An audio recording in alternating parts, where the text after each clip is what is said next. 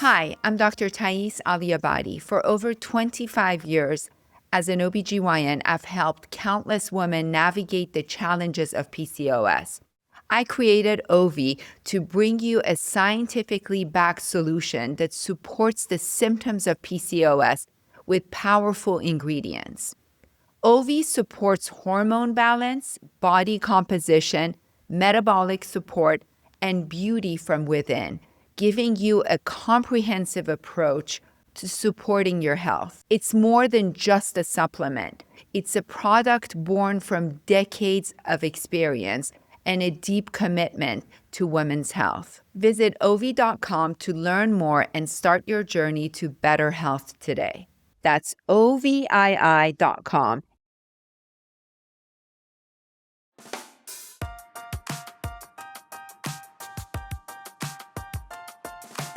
All right, y'all, this one is personal because I get to talk to one of my best friends, Jessica Capshaw, and one of my favorite actresses, Camilla Luddington. Thank you. I was obsessed with Grey's Anatomy since the first episode. And I have so many fun stories to tell you. It saved my father's life one time, which we'll get into that in a minute. And Camilla, this is our first time, so nice to meet you. I'm so happy to meet you. Listen, I know it's going to be a love fest. Listen. I know. I was going to say, I was just going to jump in and say she really is completely telling the truth. Like you are a complete original fan. No, she knows. And then what was so crazy is when Jessica played Arizona, it really is as a testament to your acting. I would watch that and it was I wasn't watching my friend. And sometimes, I have lots of friends that are actresses and that doesn't happen all the time. Lots of times I'm like, there's my friend up there. Compliment. And no, it was amazing. And Dr. Joe Wilson is also one of the most incredible characters. But I'm going to tell y'all this crazy story. So my father got Parkinson's about 5 years ago and just has gone downhill. It's one of the reasons that I started the podcast.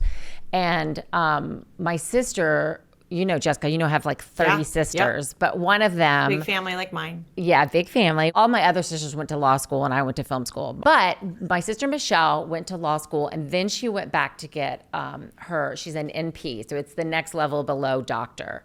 So when my dad got sick, she was very, very much, running the show. And there was we were constantly flying back to go see him. He was always in the hospital. He was just he still is not in great shape. But one night, he's in intensive care and the doctor's in there and he says, I'm going to crack his chest. He's got an embolism in his heart. And so my sister had just seen the episode of Grey's Anatomy where the plane crash happens and they do that procedure in the field and in the hospital. So she just happened to watch it that day. And so she told the doctor, don't crack his chest. Why don't you do the pericardiocentesis? And he was like, okay. And he did, and he saved my dad's life. No way. That's not the first time I've heard a story like that. So do you guys get approached all the time for medical advice? I do not. No, I don't. I don't get asked I'm thankful medical for that, advice. by the way. I do get asked if I've learned stuff along the way. And my answer is always, I've learned to look like I know what I'm doing, but I still have no idea. I mean, luckily we have doctors on set, like real doctors, real surgeons standing right beside us, making sure that we get yelled at every episode. I mean, Jess can attest to this. When we're in a surgery scene, they'll be like, no, you don't look like real doctors. Oh, I get step aside, Capshaw. We'll show you how it's done. You're embarrassing us. So did you met on set and was it an instant friendship? Did it happen right away? It depends on. We have two differing stories to the beginning of our friendship. Yeah. We agree that it was. Go ahead. No. I was going to say we agree. The thing we agree on is that it was not a great launching pad for us. I didn't like her. She don't. I didn't like her. Let's just say it. That's what it is. I didn't like her. But and only because Mary Alice, I've known for a very long time. I mean, Mary Alice, be honest, do I usually not like people? No, I don't know very many people that you don't like.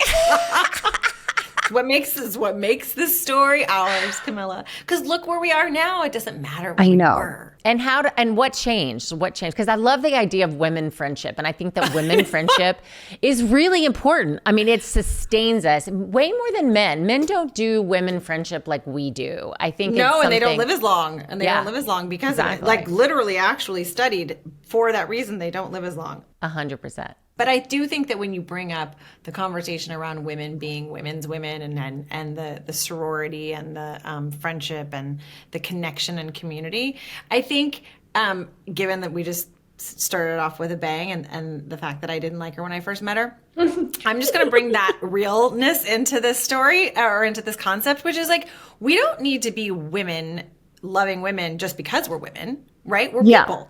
And so the connections that we make or don't make are very important. It's very important to be authentic as we connect. It's important to have reason for our connections. And it's also important to have a little friction sometimes or be like, I don't know maybe she might not be my cup of tea. And maybe it's because I was having a bad day. Maybe it's because I really don't like her views on something. I don't know. But like really, because I think also, again, you know me, Mary Alice, but like when you love someone, you want to love them with your whole heart, and you can't do that without really knowing them. And that's the good, the bad, and the in between. So I think that that's kind of what happened. It wasn't love at first sight. And then there was a cooling period. And then there was this event that had us sort of like side by side at a table alone for a while. And we found out that we really, really, really liked each other. And now we love each other. Yeah. Now it's unhealthy. I will say, from my point of view, what I really loved about Jess in that moment where we sort of were like, like I think this could be like a good friend, is that we got off on the wrong foot. Jess had got a wrong impression about something that really rubbed her the wrong way. And so she was like, fuck this girl. That's the truth. And I was like, well, fuck her for not being like, what the heck? And she apologized. She apologized, and she was really honest about like, hey, I was feeling really vulnerable during this time that this happened. And I got it wrong. And I was like, I just found that's hard to do. It's really hard to do. And I thought her openness and vulnerability and honesty and all the things and saying sorry, I was like, you're in. I don't care what happened before. Like, you're in. Access. No longer denied. And now here we are. Now you're besties with an amazing podcast. And what I love is it seems, and you can tell me if I'm wrong, is that it's just a way for you guys to hang out and talk about things that are happening in your life and that are important to talk about. But it's also, you guys don't live in the same place, and you get to have these conversations. Is that sort of why it started? Like, tell me how you started, call it what it is. Well, Jess called me and she said, I think I want to do a podcast, but I don't want to do it by myself, and I want to do it. Will you do it with me? And I was like, done, sold. What do you want to eat? I'm in. But Jess and I have been to go to a lot of events together, and we meet a lot of fans of the show. And we realized meeting them that they were meeting each other at these events, and they were forming friendships, and they were bonding over just this community, right? And during the pandemic, it felt like we lost community. Mm-hmm. And it felt like a way to reach out to fans and sort of open our friendship circle out to them. So as much as it's us hanging out, we call our listeners to call it crew. And it really feels like it's not just Jess in the room talking. It really does feel like the listeners are part of this friendship circle. So they'll write in and we'll discuss stuff. And Jess and I have had to learn to actually, we joke about this, kind of shake off our Disney media training, right? Which is very polished, and we've done it for a long time when we're out doing publicity, and sort of like take that off and be a little more raw and naked with our own lives on the podcast. And it's really felt like it's brought this circle closer together of all these thousands upon thousands of listeners. And so it's less about me and Jess hanging out and more, I think, just about that. Yeah. Well, and also there was a component in the beginning, which has evolved, of us feeling like we have the answers to everything. And so we can figure things out, or at least help. And we both are super helpful people in different ways, but we're always like, how can we help? Well, because we solve each other's problems, right? Like we're solving each other's world problems. Yeah. Yeah. Exactly. And I think that's the interesting, that's what has become, we're just under a year. Our birthday's next month. And I think that, we didn't endeavor to be, we didn't even know the topics we were going to cover. We didn't know if it was going to be all pop culture, if it was going to be medical, if it was going to be, gardening. We didn't know what we were going to talk about. We just knew that we wanted to create community and we wanted to be responsive, and involved and interactive and sort of like in it with people. And so we have sort of had these episodes where, in answering someone's question about, how do you know when you've had enough kids? And so when we were answering that question, very spontaneously, a topic I'd never spoken about before, which was a pregnancy loss, came up. And we just got to talk.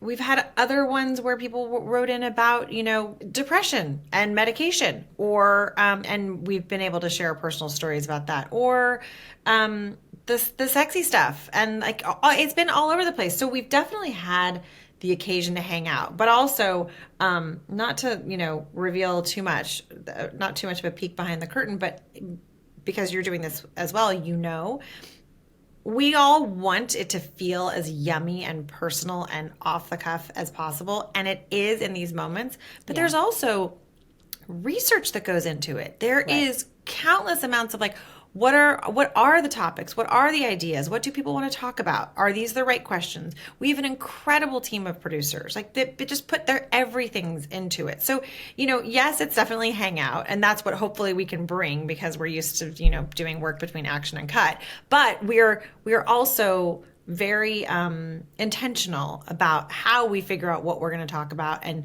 how to include everyone and how to really create more of a community than really, a hangout. So I was actually, you just covered a lot of questions that I had in my research, which I'm really excited about. I talk a lot too, just so you know. I'm the talker on the podcast. So Jessica, well, you both have children, and I want to kind of deep dive into motherhood and what you've learned. But Jessica, let's get back to what you just talked about, your miscarriage. And we talk a lot about miscarriages on the podcast because I think for so long, I had a miscarriage. I had several miscarriages. I don't really know that many women that haven't had a miscarriage, to be honest. And it is heartbreaking. And I always tell people, I say, I'm missing a child. I really do. What advice would you give women that are listening right now that have been suffering in silence? Well, I think that every year as a people, we get better. And I think people are talking about it more now than they were when I had one. No one was talking about it. Yeah. I didn't hear anyone talking about it. I didn't know that me either. Most people have experienced one. I thought I was very much unique. And so I felt really alone. I think the advice would be probably the advice for all things that are painful. It's like, you gotta feel it. You got to go through it. Don't let anyone else tell you what to feel about it. I think that I was telling myself a story in which people were like, this happens, it's going to be fine. And also I felt kind of guilty. I already had 3 kids, this was not like something where, my heart, hurts for those who are trying for their first and going through, multiple pregnancy losses. So I guess my advice would be, pain isn't comparative. Your pain is yours. Right. Feel your pain, and it will affect you in the way that it affects you. And you gotta go through it. There's no way around it. Mm-hmm. And then I think that because I'm an optimist eternally, and I lean heavy into hope, I would say that everything gets smaller as every day goes by. What feels so big and so heavy and so cumbersome and like you can't possibly pick it up or hold it today is going to feel so much lighter next week. Right. And that's, I truly believe, absolutely inevitable. That's a absolutely foregone conclusion. It might be by, teeny, tiny increments, or it might be by bigger ones, but it will, the load does get lighter. I totally agree with that. I think that, like you said, with anything that's painful, you have to feel it. It has to sit in your bones, and then you have to figure out how to get yourself out of it. I'm always on the go. And honestly, I was starting to feel run down. I wanted something that could actually support my health goals without being complicated. And that's when I found Symbiotica. They make high quality supplements that have been such a game changer for me.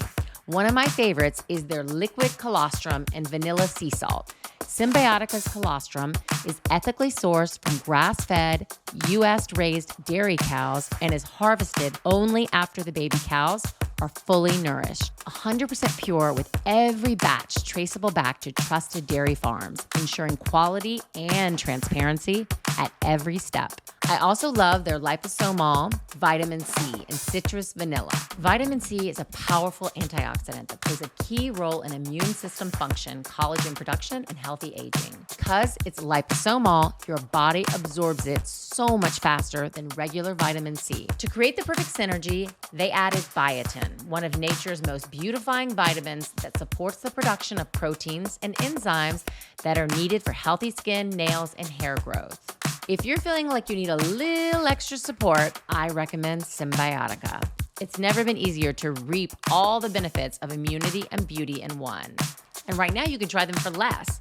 Just go to Symbiotica.com/SheMD for 20% off plus free shipping. That's Symbiotica.com/SheMD for 20% off and free shipping. This episode is brought to you by Opill, the first over-the-counter daily birth control pill available in the US. Okay, so let's just take a second to sit with how huge this is. For years, access to birth control has meant scheduling doctor's appointments, dealing with insurance, and just jumping through hoops. And now you can walk into a store or go online and get Opill. Opill is a daily birth control pill that is FDA approved, full prescription strength, and safe for most people. It is a progestin-only pill, meaning it does not contain estrogen. Progestin-only pills like Opill have been FDA approved to prevent pregnancy for over 50 years. But now with Opill, the way you are able to access daily birth control pills is completely in your hands. As someone who believes deeply in making reproductive health more accessible and less intimidating, I can't tell you how exciting this is. Whether you're navigating birth control for the first time or just need more flexibility in your routine, this kind of access is a game changer. There is no prescription or doctor appointment needed, and you can find Opill online at most retailers. Opill is birth control in your control, and you can use code SheMD for 25% off your first month of Opill at opill.com. That's code SheMD at OPILL.com. Check out Opill to see if it's right for you. Do not use Opill if you have or ever had breast cancer. See Opill's label for a list of warnings. While many supplements rely solely on ingredient studies, Nutrafol clinically tests final formulations to ensure their efficacy using a variety of hair measurement tools like hair counts and pull tests to access growth, quality, shedding, and texture. It's the #1 dermatologist-recommended hair growth supplement brand, trusted by over 1.5 million people. You can feel great about what you're putting into your body since Nutrafol hair growth supplements are backed by peer-reviewed studies, NSF Contents certified, the gold standard in third-party certification for supplements. If you're dealing with hair issues like thinning and shedding, but feel totally stuck on what to try next, I get it. There are so many products out there, and it's hard to know which ones are actually going to do anything. That's why I gave Nutrafol a closer look. It's not just hype. It's physician-formulated, clinically tested, and even recommended by doctors. If you're actively struggling with hair shedding and want to get ahead of the problem and improve your hair health, now is the perfect time to add Nutrafol to your daily routine. Purchase online, no prescription required, and automated deliveries and free shipping keep you on track. Plus, with a Nutrafol subscription, you can save up to 20%. You'll have access to free one-on-one naturopathic doctor consults to support you in your hair growth journey. and a Headspace meditation membership is included. For a limited time, Nutrafol is offering SheMD listeners 10% off your first month subscription, plus free shipping when you go to Nutrafol.com and enter promo code SheMD. That's NUTRAFOL.com.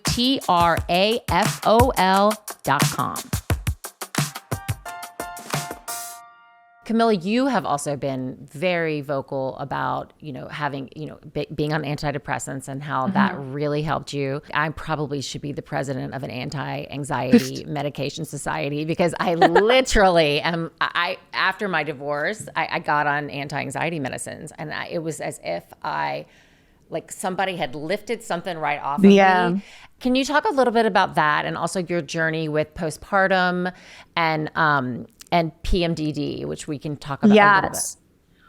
So I had my first baby, Hayden, in 2017. And I look back and I did not, I didn't consider myself as having any postpartum depression.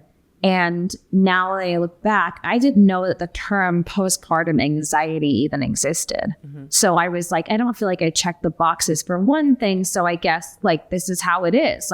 I'm just, and it set me into, I had so much anxiety as soon as she was born. And then I had my second during the pandemic in August 2020. And I had, I would say, almost less anxiety tied specifically to after birth. But what I noticed is that every month I just dipped. I just dipped in a way that I never dipped before. And I started to realize it was timing along the lines of right before my period. And I couldn't understand it. I couldn't get out of it. And then when I talked to my OB, who I love, she's told me that I had PMDD, which I'd never heard of before.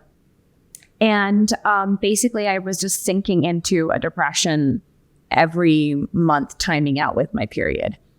And it was different to PMS. It didn't feel like PMS. And so I had a therapist, and I really did not want to get on antidepressants. I was like, that's not for me. That's rock bottom. I'm not there. And that's for somebody else. And then I went on vacation to Maui for the first time. I was really excited. And I just remember having so much anxiety every single day, spiraling, that I ruined the whole vacation for myself that I had been so excited to take. And I was frankly sick of my own shit. And I landed back in Los Angeles, and I told my therapist, okay, I'm ready to go see whoever I need to go see. And I saw a wonderful psychiatrist, and she prescribed me Zoloft. And I started off on a very low dose. I don't mind talking about this too. I started off at 12.5 milligrams because I was like, if I have any sort of bad side effect, I'm going to give it up. It's not happening for me. So I started on a very, very low dose, slowly inched my way up, and I didn't have any side effects. I only felt like myself, because I was worried about all the things. I was like, am I going to feel like a zombie? I'm an actress. I have to cry. Will I be able to access that stuff? Will it change me? Will everyone know that I'm on Zoloft and be like, something's wrong with her? She's medicated. Yeah. And none of those things happened. Obviously, things come up that make me anxious, but it doesn't hijack my day in the same way. I can have the thought, and I can. That's exactly how I feel. Put it to the side. And one reason why I really wanted to talk about it is because it's really helpful to know, that person, that person out there, they seem really doing great. They're on, no, they don't seem like a zombie. They don't, And so I talk about it all the time.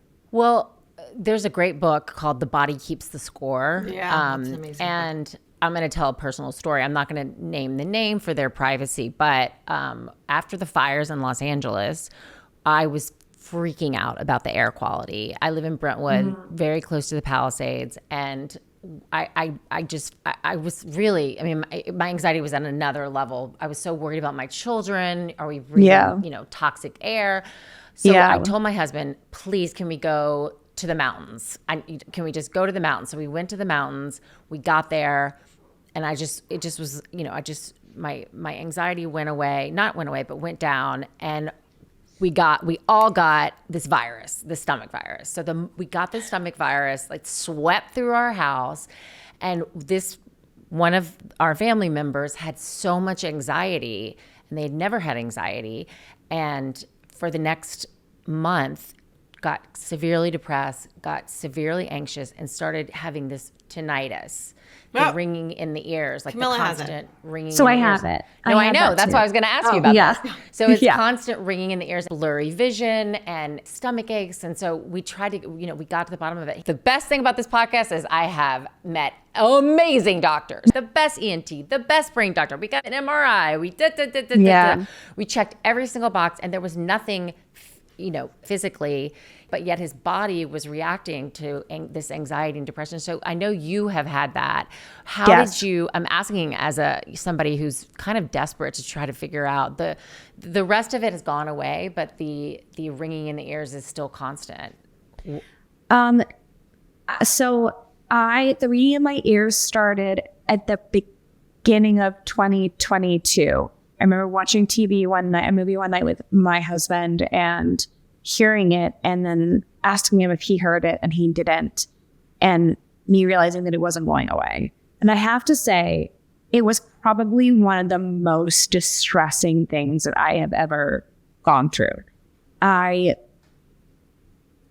was a mess, like emotionally, like just devastated, actually, because it felt like something I couldn't escape, right? So it's like you wake up and it's there. And then I talked to I went to go get a scan, this brain scan too, right? And make sure there were no tumors. And I learned that it can be stress induced.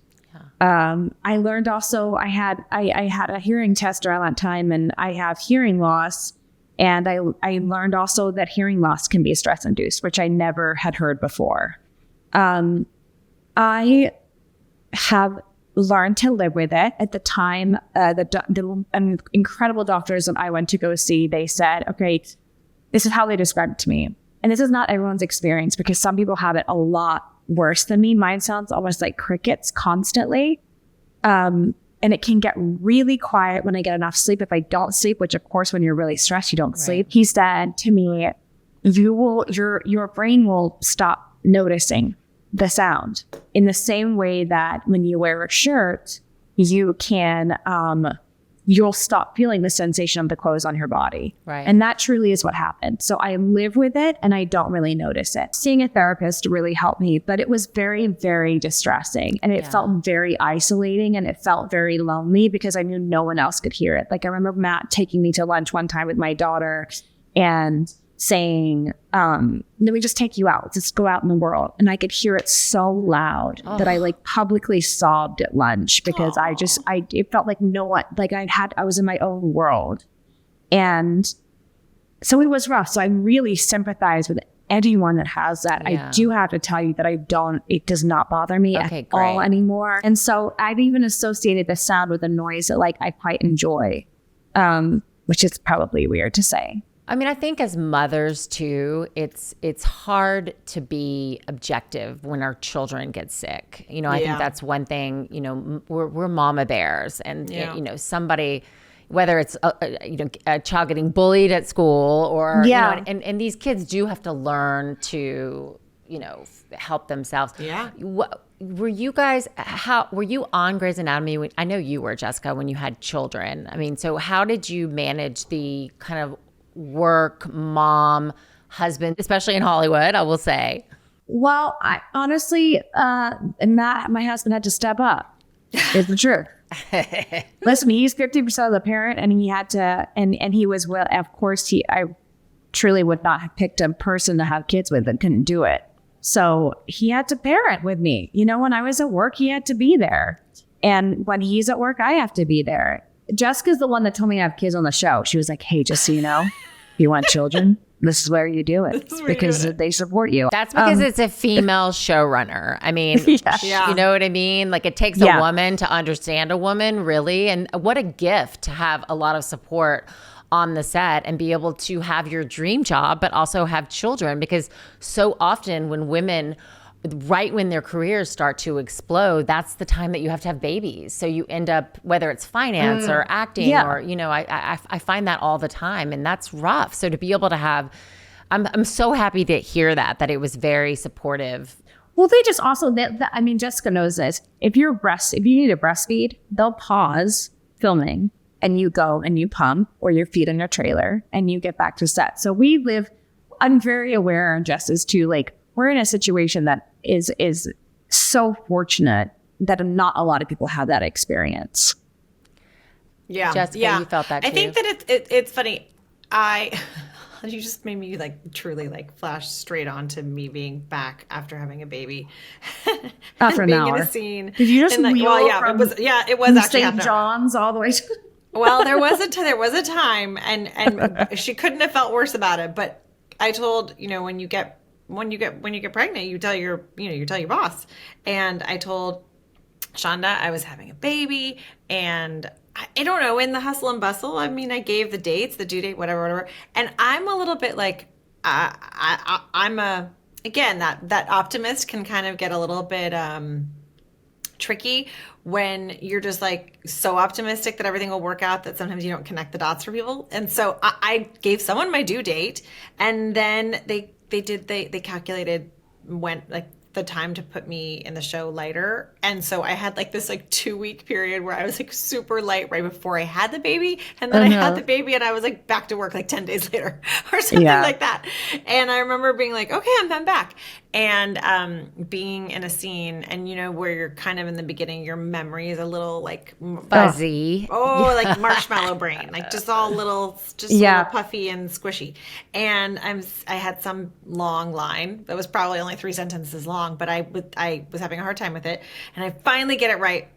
And right before I finish it, I hear Debbie Allen, who was directing the episode, yell cut. And I was like, what? What do you mean? I just finally got it right. Why did you just call cut? I'm going to like expire over this. Like I'm going to have a 2-year-old tantrum. And she's like, it's okay, honey. It's okay. And I'm like, no, it's not okay. And she grabs me by the shoulders and she's like, look down.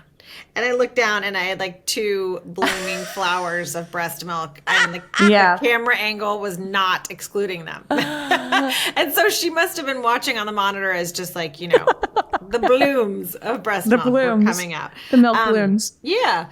I always say that it's never balance. It's always compromise for me. On any given day, I can be really proud of the work I did at work. Or on any given day, I could be really proud of the work I did at home, or as a friend, or whatever. The chances of that really great work or that pride happening on the same day is low. It's low. Yeah. You know, like I'm going to have a day where I crushed it at work and I'm like, fuck yeah, I did. Like, yes, I'm really proud of my, like what I brought to it, whatever. But I probably was at work all day long. And so I probably wasn't like mother of the year that day. Or friend of the year that day. But then there'll be another day where I am. And I don't, you know, you have to figure out your own personal hierarchy of, you know, insofar as you can control it. And then I think you have to just accept and know that there will be compromise.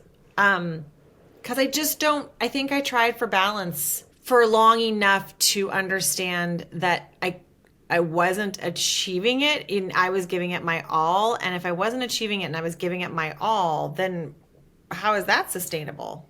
Because like, you don't want to, if you're getting a kick in the teeth every day, you don't like keep showing up. Isn't that like the definition of insanity? You just keep doing the same thing over and over again and expect something different to be the outcome. No, you figure out how to change it. So I think it was really mindset. It was like a mindset shift where I just went, okay, what is success to me? What is finishing my day and feeling really proud to me? Because it's not going to be the same for me as it is for other people. And also I want to feel successful at the end of my day. I want to feel like I've done something that I'm proud of and that I'm excited about. Not every day. That's a fairy tale, but you know, more days than not. Jessica, you have had you've had Grey's Anatomy, now Tell Me Lies, huge hit, very different character. Yeah. Do you guys, can you separate it? You know, I guess the question I'm trying to ask is, is it hard not to bring it home? I think there are times that it's hard not to bring it home. I had a storyline where Jo was really depressed for a long time. She was going through a lot, and it lasted. The storyline deservedly made sense for it to last numerous episodes. And so it was hard to shake off. Right. Yeah. Because you go deep. I mean, you know, I think that's what was so, when I watch, you know, my beautiful friend Jessica and some of the things that you went through on the show, I was like, holy shit bags. Like, Lord have mercy. So intense. Yeah, I mean, it's a testament. There wasn't much that didn't happen to me. Seriously. Yeah. I think I might be, well, I don't even know actually, because there's so much, but maybe I might be behind Meredith in line for tragedies happening to I wonder, I was just thinking that. I'm like, who's been the most? Who is next in line for that? Yeah, I don't know. And then, Meredith does win, though. I mean, truly. Yeah, she totally truly does win. The near-death experiences. We did. We haven't. We're not a rewatch podcast, but we dipped a toe in and we rewatched the episode. Was it called The Perfect Storm? The one where she Meredith delivers her baby and Callie finds out that Arizona's cheated, and Jo and Arizona are in the NICU, and it's like just the most, like, truly we watched it like we were just fans. Yeah. This episode is so good. So good. I was like, wow, they're so good. wow. That actress is amazing. So good. The show is crushing great. the I gotta scene. watch it. Yeah. Are you ready to feel your best every day? Meet MB1 by Array, a revolutionary blend of clinically studied herbs, a targeted probiotic, and essential nutrients that work together to optimize your metabolic health. MB1 is designed to support weight management, curb sugar cravings, boost energy levels, reduce brain fog, regulate blood sugar, and even support gut health with a targeted probiotic. Just 2 capsules in the morning or before your workout can help supercharge your metabolism and keep you feeling balanced. After 3 months of daily use is when you really start to see the results. Array products are 100% natural and created to solve the everyday problems women constantly deal with, from bloat to anxiety and more. One of the things I love the most is that it has probiotic B420, which really helps improve digestion and curb cravings. Another big plus, I've been able to cut down on my caffeine intake thanks to the green tea extract in MB1, which gives me a natural energy boost without the coffee jitters. Alongside those ingredients, grains of paradise to increase your resting metabolic rate, vitamin B6 for protein metabolism and reducing water retention. All of these work together to support your metabolism, energy, and overall wellness. And the best part, it's been formulated by naturopathic doctors and backed by clinical research. You can feel confident knowing that this isn't just a trendy supplement, it's grounded in science. Go to array.com and use code SheMD at checkout to receive 15% off your first purchase or auto ship order. On SheMD, we talk a lot about advocating for your health, right? Here's something important. With all the screen time we juggle, glare and oxidative stress are constant challenges. I send SOS signals every single day, but most of us just brush it off as getting older. Millions of women accept fatigue, strain, and vision changes as part of aging. What if there's actually something you can do about it? That's why 1MD Nutrition developed Vision MD. Here's what's incredible. Over 80% of users reported less eye fatigue and strain. Even more impressive, 81% noticed healthier vision clarity. Vision MD isn't your typical eye supplement. It goes beyond what most supplements can do. Basically, it helps take your eye health to the next level. Vision MD is trusted by doctors and recommended by eye care professionals. They've sold over 500,000 bottles. That tells me thousands of women are already making this switch for better vision and fewer age-related eye issues. Plus, Vision MD comes with a 90-day money-back guarantee.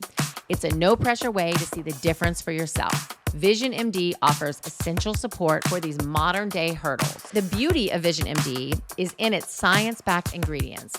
They enhance your vision strength while slowing age-related changes. It's eye care with remarkable impact. For a limited time, you can be the first in line to experience the new Next Gen at special savings. Visit 1md.org, use code SheMD, and enjoy 15% off your first order. Oh, the beauty industry can feel overwhelming. 12-step skincare routines, massive eyeshadow palettes that practically need a makeup artist certification to use. Honestly, sometimes it's too much. I'm so sick of using so many different products every single day, and that is why I love Merit. They're a minimalist beauty brand with a mission to simplify what it takes to feel beautiful, makeup you can live in. They simplify by creating impossible to mess up makeup and skincare products that help you do more with less. Designed for people who want to look put together without spending a ton of time on their routine. Merit focuses on high-performing, clean, and effortless products that enhance your natural beauty rather than covering it up. Their formulas are skin-loving and made with skincare ingredients, so your skin actually looks better long after you take your makeup off. And yes, everything is clean, vegan, and cruelty-free. The products are so easy to use, you don't even need a mirror. You can look polished and put together in 5 minutes or less. Since I started using Merit, I have to say my mornings have become so much easier. Now let's talk about some of my favorite products. The Flush Balm, a sheer buildable cream blush that gives the healthiest, most natural flush. I don't like to wear a lot of makeup, and I really like to look natural, and the Flush Balm really does that in such a great way. The Minimalist, a foundation and concealer in one perfect, quick, natural coverage. And of course, the Great Skin Serum. It instantly hydrates and plumps for that fresh, dewy look we all want. It's time to simplify your morning. Head to meritbeauty.com and get their signature makeup bag free with your first order. That's meritbeauty.com. What would you tell your younger self? Like, what would you tell? Because different people are listening to this. Some people are interested in your career. Some people are interested in your life. Some people are, what would you tell that young girl just starting out? What do you wish she knew? It's just be kind to yourself. In any room, you should be your own best friend. You should be your best cheerleader. You can find people in your life that will do that too, and you should be surrounded by them. But when you're washing your hair in the shower and you're going through your day or your yesterday or your tomorrow, be on your own side. That's a good one. I think that as you age and have wisdom, that really becomes more, you really see that, and you try to do that more. When you're young, it's so hard. You're hard on your body. You're hard on your relationships. You're hard. Nothing's good enough. And then you realize at 53, oh my God, that 23-year-old body was amazing. Yeah. Well, but I think it's also like it's the push and pull between whatever kind of performer you are, right? Like if you're just like in life trying to perform daily events, you have to constantly calibrate when to push and when to pull. And when you have too much push or too much pull, you see how it affects your life. So I'm also a fan of saying, do your work. Yeah. Are you doing your work? Maybe you need to put a little more pressure on yourself to do your work. Sometimes someone needs to light a little fire under your butt and be like, go do your work. Right. You're not trying hard enough, or you aren't doing enough. But that being said, you can do that kindly. It never hurt me to be kind. Right. To myself. It only ever helped my cause. And it only would have honestly softened some edges that quite frankly might have needed some softening. Sometimes you don't need to have such sharp elbows. Yeah. Camilla, what about you? What would you? Well, I, when I was really left the nest, thrust out into the adult world at 19, I lost my mom very suddenly. And I remember she was really my foundation. She was like my best friend. She was my foundation. I went to her for everything.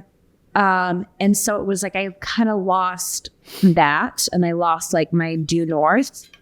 And I think that anyone that's going through any sort of version of that, I wish that I knew, but I feel like I did know it. And I would be just confirming what I hoped was true, which is that I was enough to rebuild my own foundation. Right. And I could do it alone, which is hard because like, how you know, did you build it? How did I build it? Well, I really didn't have a lot. I had, didn't have a lot of money. My dad, I love him, but he wasn't like that. He's not that foundation kind of parent. And I moved to a city where I knew nobody. I had a really good, very strong sense of exactly what I wanted. And I was going to do anything to continue in the direction that I wanted. So I knew from like age 5 that I wanted to be an actress. And so I just put everything, I became really focused on where I needed to be and finding friends and doing what I needed to do to achieve that goal. And I didn't get sidelined. I know it could have been a fork in the road where I got sidelined by a lot of stuff in order to feel like steady in that unbalance. But doubling down and focusing on exactly where I wanted to be and the goals I wanted to achieve gave me my foundation. That's amazing. And you know what? Well, you were just talking. I think it's something that I think it's great when you have it. If you don't, it's still something you can, foster and cultivate more of. And I guess it's mindset. But listening to you, it's like when Mariela said, "How did you do it?" The first thing that I thought was something that I think we share, which is you kind of think, "How can I not?" Yeah, like there's no other option. Yeah, like, I didn't feel like I'm going to do this because I'm going to do this. Like you're not thinking. I don't think of. I constantly think of what's going to go wrong. Yeah, but that's my work. I need to stop with the futurizing because that does create anxiety for me. But I am more thinking of how do we get this done? Not it won't get done. It might be hard. I might not know how to do it yet. And that's you. I think I see that in you, Camilla, where you're like, when you are going to do something, you are going to do it. You're going to figure it out. And if you don't know how to do it, you'll figure out how to get someone who does know how to do it, help you with this part of it or that part of it, or, strategize. And I think that that's something that, speaking of things that people talk about with regards to being sort of like more masculine or feminine, when people talk about women being strategic or ambitious, it sort of comes off a little bit sharp elbowed, right? Like they're going to be these, sort of harder thinking women, right? And that's A, not true. And B, get strategic. You need a strategy. If someone calls you strategic, that's a compliment. Right. You know what I mean? If someone calls you ambitious, that's a compliment. That's a compliment. And let's say that again. If you do it with kindness, that just makes you a badass. Yeah, exactly. Like a really wonderful badass. Yeah. So it's like that. And also that makes you inspiring, I think. I want to be around people who inspire me. I want to be around people who are like, and it's not just like, don't take no for an answer. I get that cliche, but like, where are you going and how are you going to get there? And maybe if you don't know and it feels uncertain, but you still have an attitude that makes you feel winning, like people will join you. Yeah. Well, I think you guys both personify that. I mean, I think look at what you're doing now. You have this amazing podcast. I mean, it's a second mountain. You both have incredible careers. I think you're an inspiration, and I feel very lucky to have you on our podcast. And this was such a great conversation. And Jessica, I love you. Camilla, I can't wait to meet you. And I love you guys, and thank you so much. Thank you. Thank you. Thank you so much.